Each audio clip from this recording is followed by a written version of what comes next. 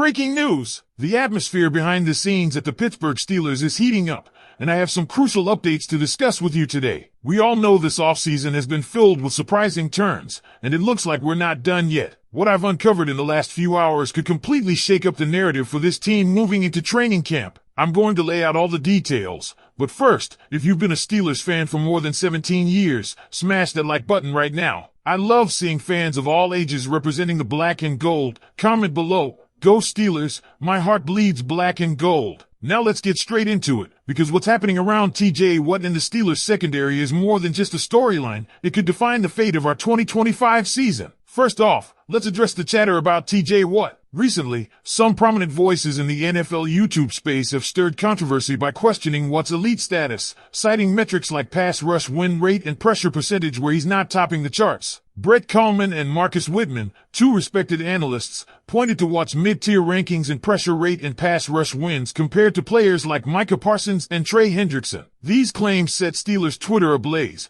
but here's the thing, they're only looking at part of the picture. While it's true that Watt isn't always the one breaking through with the first pressure, there's a hidden element of his game that might just make him the most impactful defender in football. TJ Watt has mastered the art of the second-wave rush. That means when a teammate like Alex Highsmith forces a quarterback to step up or move, TJ instinctively knows where that QB is headed, and he's right there to clean it up. These are the so-called cleanup sacks, and let's be real, they count just the same on the scoreboard. Not only that, but Watt is absorbing double teams and chips at a much higher rate than his teammates, freeing up one-on-one matchups for guys like Highsmith and Nick Herbig. These other edge rushers benefit from Watt's gravitational pull, and yet, critics are using that against him. Even if he's not leading in quick pressures, Watt is driving production for the entire defense. That's impact you can't ignore. But it gets even better. While others are obsessed with pressure metrics, they're completely missing what separates TJ from the rest, his unmatched ability to create turnovers. Since 2021, Watt leads the NFL with 16 forced fumbles. That's not just leading, it's dominating. Turnovers are the ultimate game-changing play,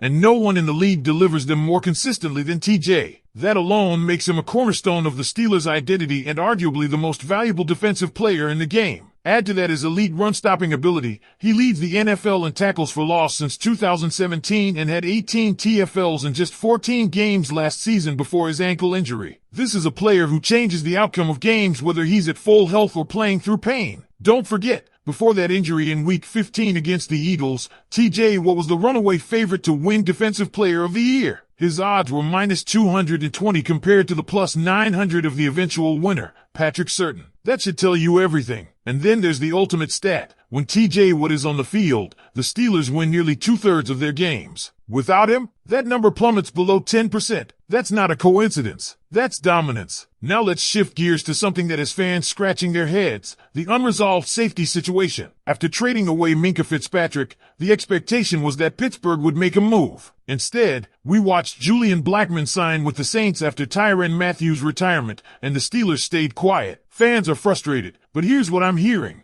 The Steelers might not see free safety as a top priority, and that might just be the most revealing thing of all. Juan Thornhill was brought in earlier this offseason, and though he's battled injuries over the last 2 seasons, the coaching staff appears confident in his potential. Reports out of minicamp said he was flying around. But let's be honest, there are question marks. Thornhill hasn't looked like his 2022 self since he left Kansas City, and the depth behind him is thin. Deshaun Elliott is slotted in at strong safety, and Jalen Ramsey will rotate into box safety packages. Beyond that, we're talking about undrafted Sebastian Castro, special teamer Miles Killebrew, and Quindell Johnson. That's not the most inspiring lineup. Yet despite these concerns, the front office has passed on Blackmon, even though he could have been signed cheap. That says one of two things: either they believe in their internal options more than the rest of us, or they're playing the long game, waiting to see what training camp reveals. Remember, if Thornhill isn't showing signs of returning to form, don't be shocked if a veteran safety gets added late. Justin Simmons, Quandre Diggs, Jordan Poyer, there are still names out there. But here's the wild card. What if the Steelers see someone like Corey Trice Jr. or Beanie Bishop Jr. as potential converts to the safety role? Trice, for instance, flashed ability at dimebacker, and Bishop has size and ball skills that could translate. They're raw, yes, but sometimes that gamble pays off. So now the question is for you, Steelers Nation, what do you think? Is the team making a mistake not signing a proven safety? Or do you believe they've got a plan that's about to pay off in Latrobe? Let me know in the comments. Should we go after someone like Justin Simmons or ride with what we have? Let's keep this conversation going,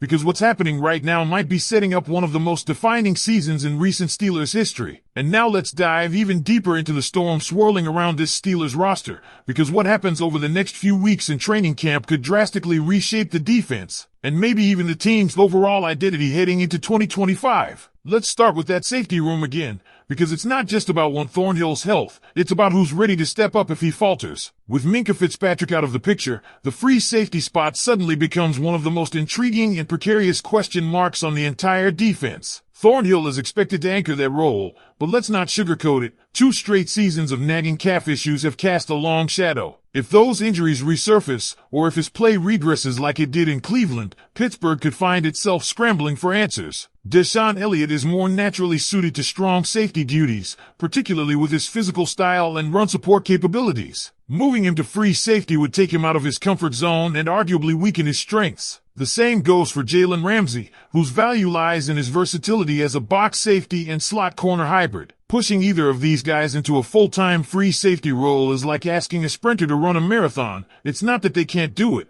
but it's not what they're built for. Now, let's talk about Sebastian Castro. The undrafted free agent from Iowa has generated some buzz. He's older than most rookies, a bit undersized, and doesn't wow you with athleticism, but what he brings is grit, intelligence, and instincts. Can he realistically step in if Thornhill goes down? That's the million-dollar question. And quite frankly, depending on an undrafted rookie with limited range to be your last line of defense could backfire quickly in the AFC North gauntlet. The reality is, as much as the Steelers like Castro's potential, there's a reason the safety market is still being monitored. Justin Simmons, a proven ball hawk and former All-Pro, remains unsigned. If Thornhill looks shaky early in camp, Simmons could be a perfect fit, providing leadership, coverage ability, and the flexibility to drop into complex schemes without missing a beat. Then there's Quandre Diggs. He's back healthy and still a physical force, even if his best years might be behind him. And don't overlook Jordan Whitehead or Marcus Williams, both with starter-level pedigree and familiarity in zone-heavy systems like the one the Steelers run. But even if the Steelers stand pat, there's another angle they may be working, experimenting with in-house talent in unconventional ways. Corey Trice Jr. is one of those names you need to keep an eye on. Though primarily a corner, he played some dimebacker snaps last year and showed flashes. He's got the size, the physicality, and the instincts that could potentially translate into a hybrid safety role. It's not something you want to rely on full-time right now, but in a pinch or with the right packages, it's a viable plan B. Then there's Beanie Bishop Jr., who doesn't fit the mold of a traditional safety at 5 feet 10 inches, but makes up for it with sharp ball skills and range. If the Steelers are thinking of going lighter and faster in sub-packages, Bishop might sneak his way onto the field as a deep roaming center fielder. And don't forget about Dante Kent, who has all the physical tools but is still green when it comes to positional technique. There's no telling yet whether these moves are part of a grander strategy or just contingency planning, but the options are there, and they're unconventional, which is very much in line with the creative coaching style we've seen brewing this offseason.